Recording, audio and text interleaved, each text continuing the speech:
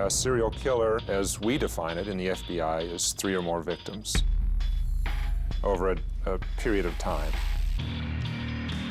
So, kill one person, you wait a while, cooling off period, you kill another one, you wait a while, and you kill another one. Leanne Emery is the daughter of Howard and Darlene Emery. She left home on January 16th of 2003 and told her parents she was going to Mexico with friends to go caving. A few days after she left my place, our car was found abandoned in Moab, Utah, and I haven't seen her since. Jennifer Markham is the daughter of Bob Markham and Mary Willis. Her car was found parked at the Denver International Airport February 18th, 2003. If she didn't call me in a few months, then I would call her back, and I'd always say, Jennifer, give me a call. Want to make sure you're okay, nothing's happened to you. Casey McLeod is the daughter of Rob and Lori McLeod. She was 19 years old at the time that she disappeared. She was offered a ride to work. She never returned, and that was the night of August 23rd, 2003. At first, we thought she was a runaway. It's a story that made sense, but slowly over time, we became convinced that that wasn't the truth. I know Casey was set up. I feel I let her down. Terry Kimball was a recent divorcee who came to the Denver area seeking work on a ranch. Around the 1st of August, 2004, he disappeared. Was there any point, Agent Grusing, that you realized that these cases, all 4 of them, were somehow connected? Yes. We know about 4 victims. We don't know if there are other victims, but serial killers don't just kill 4 people and be done with it. The person that was causing this trouble, his name was Hannibal. It's chilling. It's Silence of the Lambs. Was he in your town in 2003? Was he in your town in 2004? Or was he in your town in 1999? He's very, very manipulative. He draws people into him. He makes you believe great things will happen for you, and you end up dead.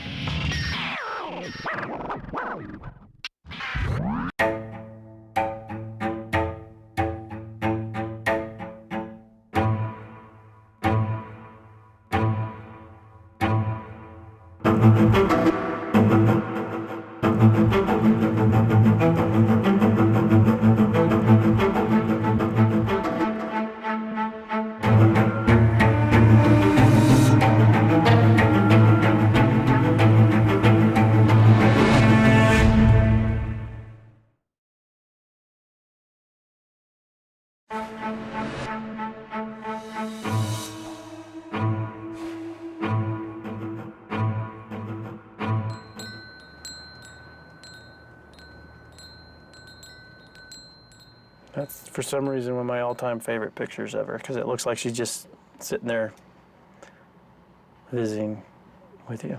Not posed, not formal, just hanging out. This is Rob McLeod's daily ritual. You say you visit this website every day. Why do you do it? Just to see her. Just for a sec. And then there's been real emotional days that I can't possibly look at her pictures.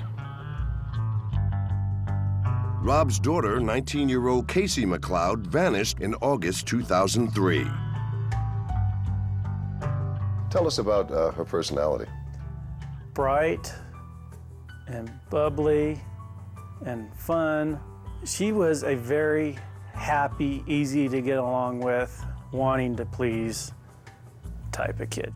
She danced and sang all the time, all around the house all the time. Casey was Rob and Lori McLeod's only child. Hey, Rob and Lori. When she was a toddler, they doted on her. Casey was brought up in bubble wrap. We protected her from everything. But Casey's sheltered life didn't last long. Rob and Lori divorced when she was 4, and as she got older, Casey grew rebellious.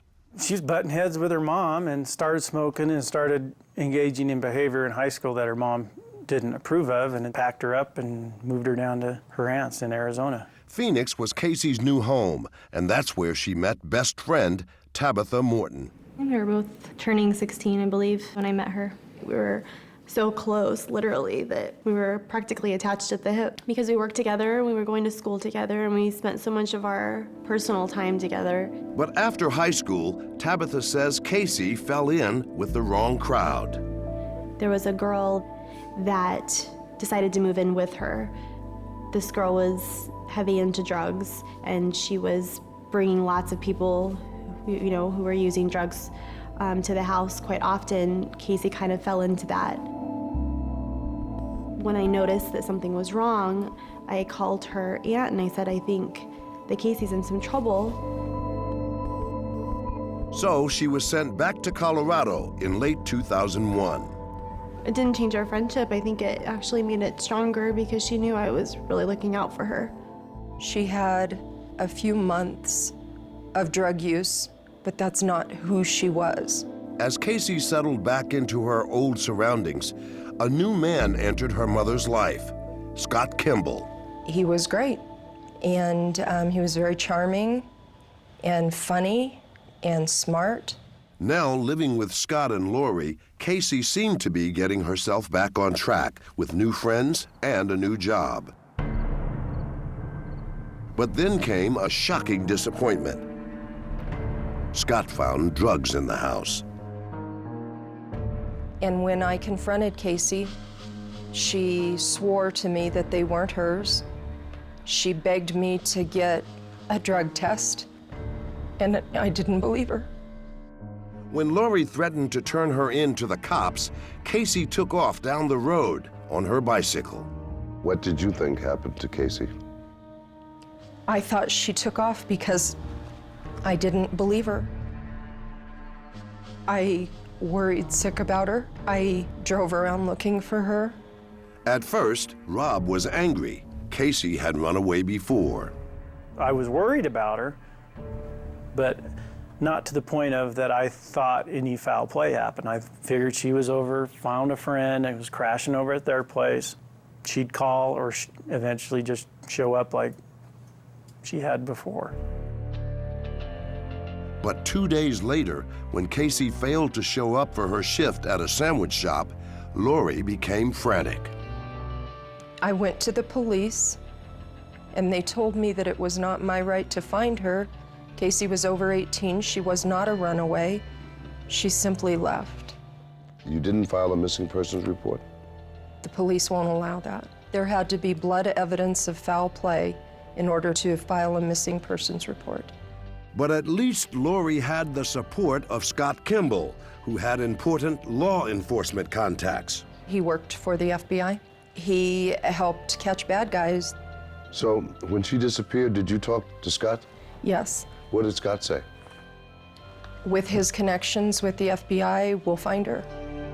Desperate, Lori even married Scott, seeing him as the only hope to finding her daughter. And sure enough, he turned up a few leads, including evidence that Casey had stopped by the house very recently, when no one was home. He found Casey's necklace on her doorknob. Even more promising, Scott found a neighbor who said he had seen Casey weeks after she disappeared. The neighbor said that Casey had been at the house with her boyfriend and his sister.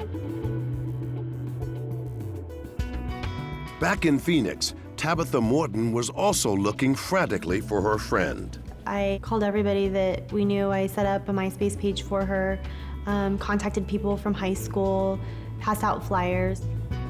Weeks, then months went by. The most unbearable thing for me to think of my daughter is that someone took her, something precious, something important to me, and destroyed it and threw it away. Like it wasn't important to anybody. Together, Rob and Tabitha began to wonder if the key to Casey's disappearance might be much closer to home. It was just this nagging feeling that kept going through my head that there was something more than what we were finding.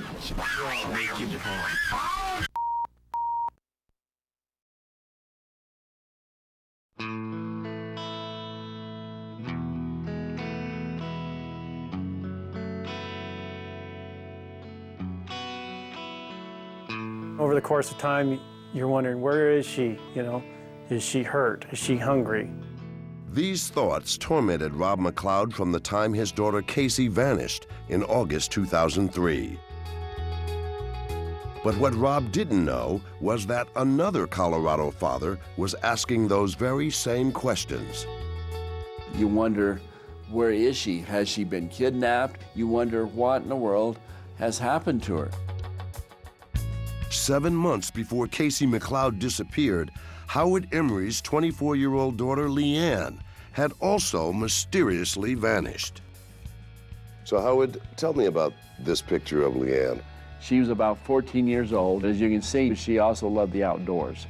We were always exploring the Rocky Mountains. Howard Emery has spent countless hours replaying Leanne's life, a life that began full of promise. She was a straight-A student in high school and actually graduated a year early.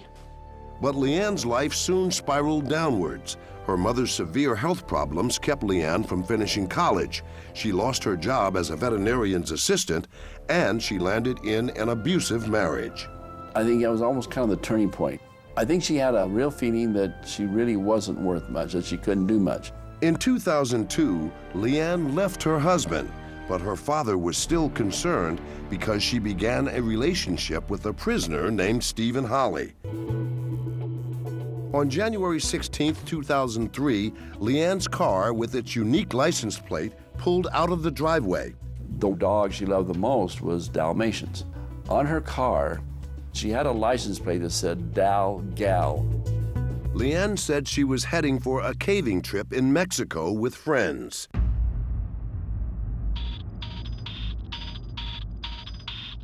But 2 weeks later, Howard got a call that still haunts him. It was the sheriff's department in Moab, Utah. And they says, well, I hate to tell you, but we found her car abandoned in the Canyonlands in Moab, Utah just yesterday. They told me about the license plate, and I knew immediately this is Leanne's car. All her clothes, stuff like that, was left in the car. Brent Pace, a seasoned Utah investigator and tracker, could tell someone had picked Leanne up. The car was actually pulled straight into here, just like this, like you just drove in off that road and parked it right here. And then the driver got out and walked back and got in another vehicle. One set of shoe prints leaving this car to another set of tire tracks. And because of that, you know, we were kind of concerned, you know, maybe something did happen out here. Like the McLeods, Howard tried to file a missing persons report back in Colorado, but was shut down. So he decided to play detective himself. So I wanted to know why she was gone. There's obviously a million questions here. Using credit card records, Howard pieced together Leanne's trail in the weeks before she disappeared. She didn't go to Mexico. He discovered Leanne was leading a secret life. She spent the 10 days before she vanished traveling through the western United States, writing bad checks and charging thousands of dollars to her father's credit card. I was totally bewildered. She was either threatened or blackmailed. She would not have done this on her own.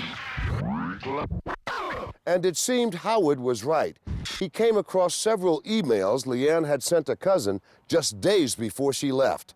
Emails that hinted she was in trouble, but was being protected by someone with a curious nickname. She says, and as for Hannibal, I think I can trust him. He's actually protecting me. My thought it was protecting her from what? A few clues arrived in several cryptic letters from Leanne's prison boyfriend, Stephen Holly. Basically, he told me that she was in terrible danger and please call the FBI immediately. Alarmed, Howard went to visit Holly, who told him that Hannibal was a former inmate he had put in touch with Leanne. I says, tell me about Hannibal. Do you think he would hurt my daughter? He says, well, I really don't think Hannibal would hurt Leanne. But Hannibal does know some people that wouldn't hesitate to kill Leanne if he asked them to do it. But Holly refused to reveal Hannibal's true identity. And when Howard brought Holly's story to the FBI, the agent he spoke to dismissed it as pure fiction. There's a possible kidnapping here, and yet he showed no interest whatsoever. As time passed, everyone was left with more questions than when they began.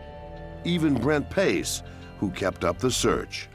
It's hard to be involved in a case and not know the whys, why this happened. It's hard to forget these kind of cases. I mean, it's somebody's child, a human being, you know, and so those are questions you really want answered. But no one realized Hannibal was actually working for the FBI and married to Lori McLeod. Hannibal's real name? Scott Kimball.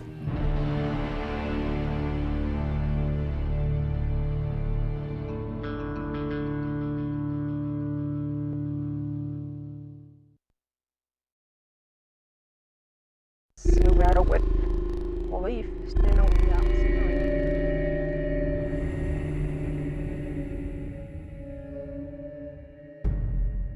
Lori McLeod began having suspicions about Scott Kimball after they were married in August 2003. The same month, her daughter Casey went missing. Off and on, he would say things that didn't feel right. And again, when I would question him, he would make me feel I was losing my mind. And to be perfectly honest, I wanted to feel that what I was thinking wasn't right. But it wasn't until 2 years later that Lori shared some disturbing information with her ex-husband, Rob McLeod. I'm talking to Lori. She goes, well, that whole weekend Casey went missing is not quite what I told you. There's a little bit more to it than that. What did she say? She said Scott took off the same weekend Casey did on a solo mystery, I don't know where he went, camping trip. Lori and Rob weren't the only ones asking questions. In early 2006, Kimball became a suspect in a case that Lafayette, Colorado detective Gary Thatcher was investigating. When did you first hear of the name Scott Kimball? It was when I had an officer come to me with this check fraud case. That was the first time I heard about him. Thatcher learned that Kimball's job with the FBI was as a paid criminal informant. He was also a con artist who had spent most of his life racking up felony convictions and prison time all over the western United States. But when Thatcher went to find Kimball, he was gone. Well, it was January 2006. Initially, I was talking to Lori about where is Scott Kimball, and then she dropped that on me as that Casey's missing, and she's suspicious of Scott. That was the eye-opener that, you know, the check fraud is important here, but there's a much bigger picture to this investigation. A warrant was put out for Kimball's arrest. 2 months later, U.S. Marshals tracked him down, and after a dramatic high-speed chase through California's Coachella Valley, arrested the con man. Now, with Kimball safely in custody, Detective Thatcher made a vow to Rob McLeod. He says, Rob, where there's smoke, there's fire. He says, I will not forget Casey. I will not rest until we figure out what happened to her. As Thatcher dug deeper, he learned from the FBI that Kimball was connected years earlier to yet another missing Colorado woman, Jennifer Markham. Now it was just one more thing added onto the pile of suspicion. Jennifer was a struggling single mother who worked as a stripper.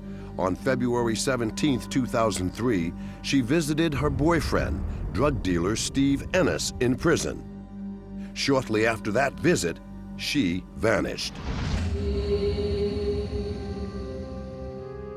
Just total anxiety. Begin to wonder, where is she? Her father, Bob Markham, like the other fathers, was stumped. All you can do is hope that maybe she'd been arrested, somehow put in jail, that's where she's at. How long did you go through that? For a year. Then one day, Bob's phone rang. It was an FBI agent named Carl Slough. And they asked if Jennifer's there, and I said no. At that point, Ethan said that something bad may have happened to her. Agent Slough revealed that Jennifer's car had been found abandoned at the Denver airport. It was after a while that we found out that they had found it a year before, and nobody had contacted us. Doesn't that seem odd? I couldn't believe it. Markham kept pressing Slough for answers, so the agent set up a meeting with his informant, who had once shared a prison cell with Jennifer's boyfriend. That informant was Scott Kimball. He told me he knew where she was, how she died, how it happened, everything. Jennifer's mother, Mary Willis, came with Bob to this park to meet Scott Kimball. He told them that Jennifer had been killed by some of her boyfriend's drug associates. Kimball said he had even seen pictures of her dead. He told me she was strangled. She was tied up and she was strangled from behind. And she put up a fight. As he was telling you this, what were you thinking of him? I was thinking, how could he know this? Then Kimball made Jennifer's parents a chilling offer. When we were done with the conversation, getting ready to leave, then he came up and said, if you stay until tomorrow, I'll go up in the mountains with you and take you up in the mountains to show you where she's at. You didn't go with him, neither did your ex-wife. No, when Why not? When we got done talking at the picnic table and stuff, I'd already decided that Scott Kimball had killed my daughter. I thought that if we went in the mountains with him the next day or then, that they'd never see us again. When Jennifer's parents brought their suspicions to Agent Slough, he dismissed them and defended his informant. He trusted Scott Kimball, never should have trusted Scott Kimball. I always had the impression that the FBI had us meet Scott to make it so we would feel badly about what Jennifer was doing and how she'd been living in her life. And I didn't care because I loved Jennifer, and no matter what she did, we want her back. Yeah. I think they really thought that by doing this, we would become one of the families that would just turn around and get on the airplane and go back home, and Jennifer would just disappear. So Bob Markham took matters into his own hands and put up a billboard next to the strip club where Jennifer had once danced. We wanted to try and find out if someone would come forward some information about her. It worked. And in June of '06, this would have been a couple months after Scott was apprehended, I'm reading in the newspaper about Bob Markham putting up a billboard for his missing daughter, for Jennifer Markham. And as I'm reading the story, I come across Scott Kimball's name in the story, that he is the last one Jennifer was spending time with. My heart about leapt out of my chest.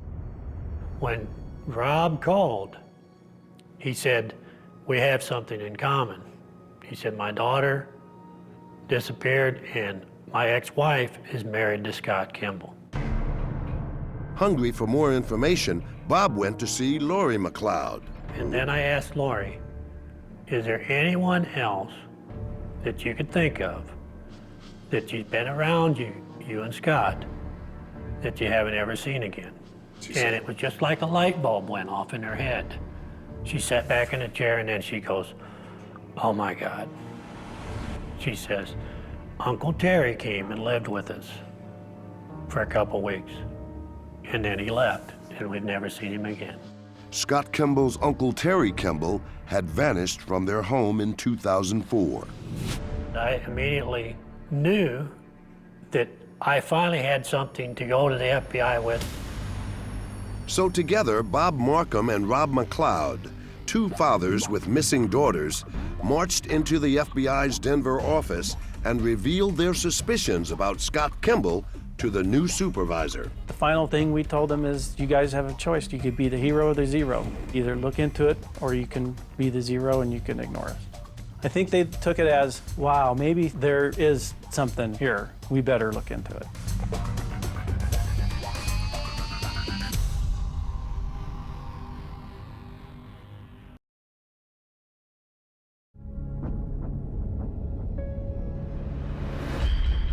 In the fall of 2006, just weeks after Bob Markham and Rob McLeod met with the FBI, Special Agent Jonathan Grusing was assigned to investigate Scott Kimball.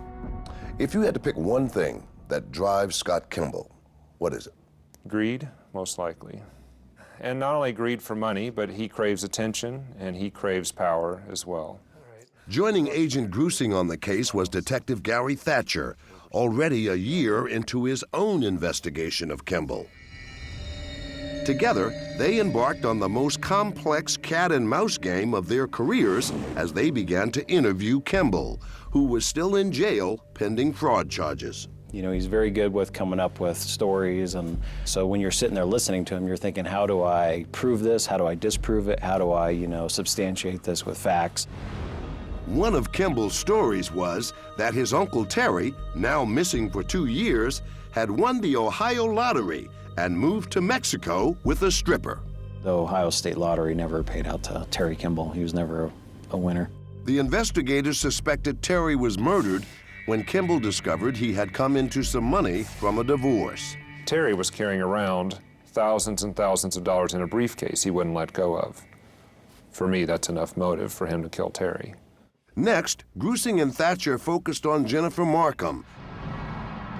She had first come to Kimball's attention when he shared a cell with her boyfriend, Steve Ennis, back in 2002. And Scott Kimball saw pictures of Jennifer up on the wall.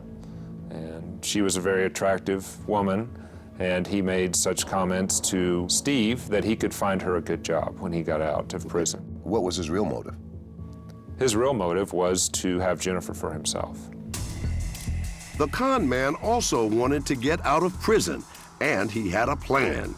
Kimball convinced the FBI that Jennifer Markham was part of a murder-for-hire plot. No information that I have says that she even knew about this plot that Scott was spinning when he was there in prison.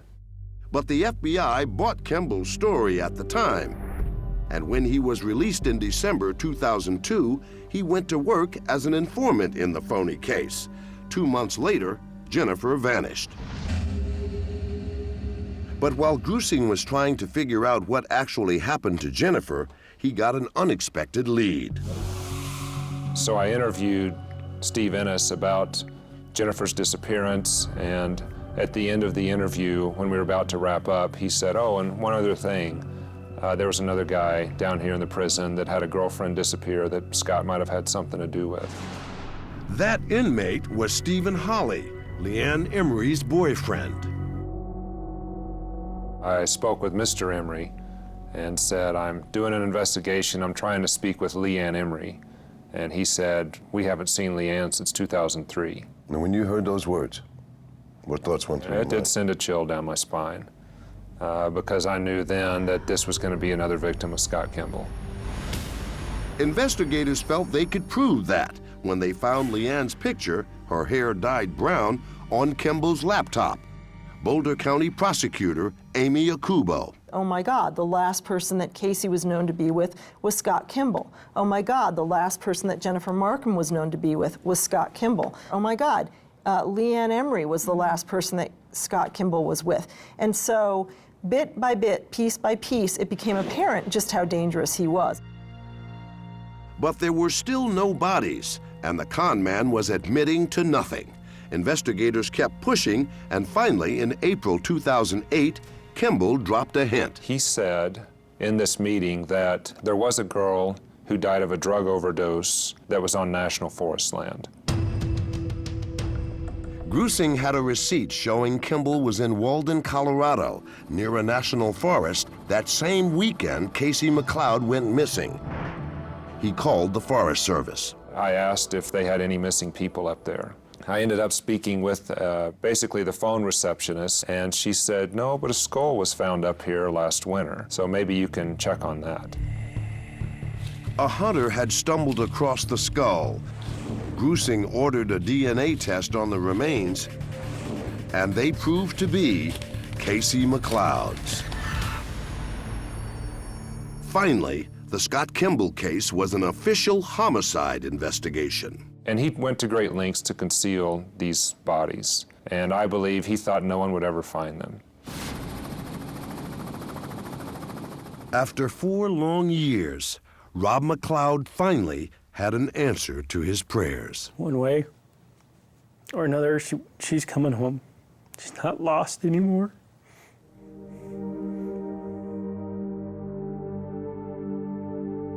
And Laurie McLeod's worst nightmares were realized. What do you think really happened? I believe Scott planted the drugs to set everything up. That was to get her out of the house? Yes. So he can get her? To separate us, yes. You find out that the man that you married, the man who said he was going to be there to help you find Casey, you now find out that he may have been the one who killed her. Yes. It's impossible to describe, knowing that you've married your daughter's murderer. But with no evidence of how Casey died and with no other bodies, prosecutors worried they still did not have enough to put Kimball on trial for murder. Meeting after meeting after meeting and briefing and continual, here's all the evidence that we have. Do you think we have enough yet? In December 2008, prosecutors got one step closer to putting Kimball away for good when he was sentenced to 48 years on his recent nonviolent crimes. But lead prosecutor Katarina Booth wanted more. What we wanted him marked for, of course, is the violent, murderer that he is. So prosecutors made a difficult decision. They offered Kimball a deal. No charges of first-degree murder if he would lead them to the 3 missing bodies. Kimball accepted. And in the winter of 2009, he led authorities to the remote canyons of eastern Utah, where he claimed they would find the remains of Leanne Emery and Jennifer Markham.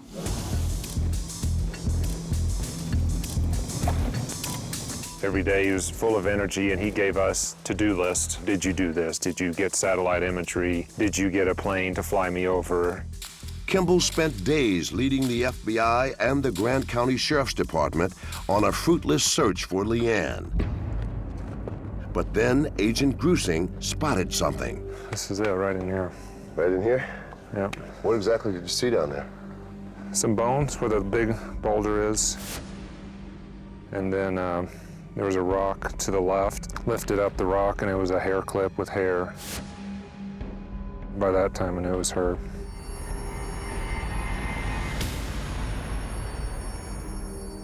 Leanne Emery had lain on this lonely canyon ledge for 6 years. She had a high potential, and she took the wrong fork, got involved with the wrong people, and she didn't deserve this. Found near her bones was a spent bullet. It matched Scott Kimball's gun. We believe that Scott marched her up here and executed her.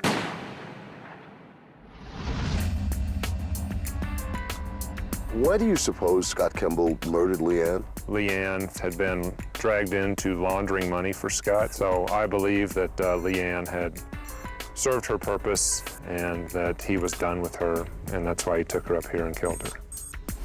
Now, only one missing woman remained.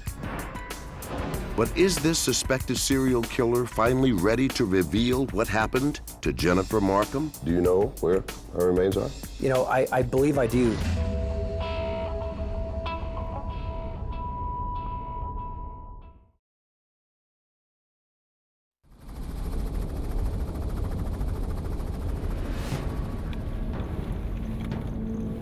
I think Scott enjoys manipulating people. He's very good at twisting the truth. After taking investigators to the body of Leanne Emery, Scott Kimball told them where to find the remains of his Uncle Terry. But his leads about Jennifer Markham's body in Utah turned up empty. We not only searched it with Scott here, we came back and searched it with Grant County, with canine units. We searched it with a geologist. We've flown over it with airplanes, and nothing's here. Do you know exactly where she is? No, I believe I know the area. The area, and we have to realize, I was at the location one time. It was dark.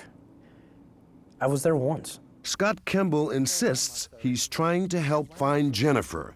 But is it just another con? I've made every effort to help them with Jennifer. I've told them I'd take a polygraph to make sure that I'm being truthful in the direction that I've given him, what I remember. He's very methodical. He's very careful where he puts his victims, and I give it basically 0 probability that he has forgotten where Jennifer Markham is.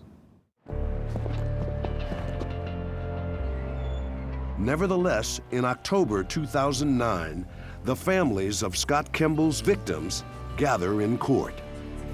It was nice to be able to be there to look him in the eye and, watch him take some accountability. The con man had been charged with second-degree murder. Scott Lee Kimball caused the death of Terry Kimball, and Scott Lee Kimball caused the death of Jennifer Markham, Leanne Emery, and Casey McLeod. How do you plead, guilty or not guilty? Guilty. And with that word, guilty, a monumental 6-year case finally comes to an end. You never gave up for those families because you can only imagine the torture they went through and their distress and sadness. And now Bob Markham and Rob McLeod, the 2 fathers whose determination forced the FBI to investigate what happened to their daughters, address the court. Casey Dawn McLeod was my firstborn daughter. I was present right there the very first moment she took her first breath. Scott Kimball was there to take her last. Scott Kimball has destroyed our lives. Our lives will never be the same. How many other people are missing as a result of his life? Mr. Emery. And Howard Emery finally confronts Hannibal. My daughter was a young woman with feelings and dreams, and to treat her like trash is despicable. He is a liar, a deceiver, a murderer. For the deaths of 4 people, Scott Kimball is sentenced to 70 years, but he insists he's not a serial killer. I'm just a guy.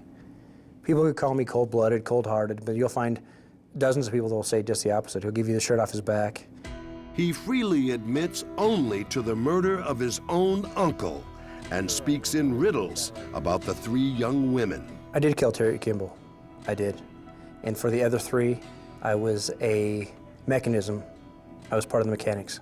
Okay. The mechanism could be many things. Mechanism could be the person pulling the trigger. It could be. It could be the person that arranged for the hit or the death or whatever you want to call it. I mean, there's a lot it could be. If there were other people involved who committed the murders, you're not going to reveal who it was. Never will I reveal who it was. I'm not the FBI. I'm not the police. Investigators say Kimball won't name accomplices for a very good reason. They don't exist. I think the murders of these women are very private to him. I believe there was some sort of sexual attraction for him as well that he doesn't like to talk about. I believe that's why he's able to take responsibility for Uncle Terry's death, because it was purely for financial gain. But there was something else involved with Scott and these 3 girls.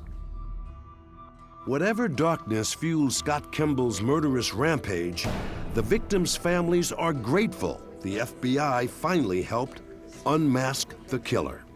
Did anyone from the FBI ever apologize to you? Or? Repeatedly. They says, we're sorry this has all happened. He hoodwinked us. He's fooled everybody. Yet they remain angry at the system and Agent Carl Sloth, whose negligence, they say, gave Kimball the freedom to commit the murders. If someone were watching Scott, Casey would still be here today. Jennifer was the person he was let out of prison to monitor, and she went missing almost immediately. Jim Davis of the FBI's Denver office says the FBI cannot constantly monitor criminal informants. We can't control them 24 hours a day. We don't have the resources to do that, and really we don't have the authority to do it. You know, this case is a tragedy. I mean, it's a tragedy for the victims, it's a tragedy for the victims' families. But to be clear, you know, the individual responsible for that is Scott Kimball. And it's not the FBI, it's not anybody else, it is him. He did it. And I know we use the phrase dealing with the devil. I guess you were dealing with the devil in this case. He is as close as I've seen. What remains are shattered lives, but at least 2 lost daughters have finally come home. As long as I'm alive, her memory is always going to be there. And I have to reconcile the fact that I won't ever see her again. Casey's loss is like the background noise of my life. I can find joy and happiness and feel normal a lot of the time. But when it's quiet, she's that background noise that's always there. However, the search for Jennifer Markham continues. As her father waits for news that may never come, he takes solace in the fact that it was his perseverance that helped put his daughter's killer away. The possibility today exists that you may never know where she's buried. That's true. I really would like to have my daughter's body back, but knowing that Scott Kimball is in prison and that he's not going to be getting out of prison for at least 35 years means more to me than you can imagine. And to me, my daughter's soul's in heaven, and wherever her body is, it'll be joined back with her soul someday.